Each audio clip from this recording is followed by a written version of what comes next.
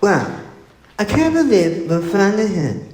It feels like just yesterday we were wide-eyed freshmen trying to open our lockers at K West of 100 Hall. We've been through so much together, playing Kahoot in Miss Thompson's class, falling asleep on Zoom calls, and staying up late to study for Miss Henderson's impossible exam. I never will ever forget when we brought our chicken to school for our senior pie. I want to take a moment to thank the people who got us here. First, our teachers. Thank you for pushing us. That's even you, Miss Henderson.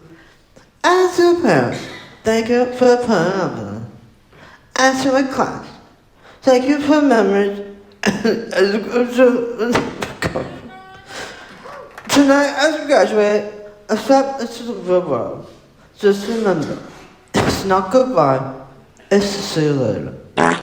Class 25 was there.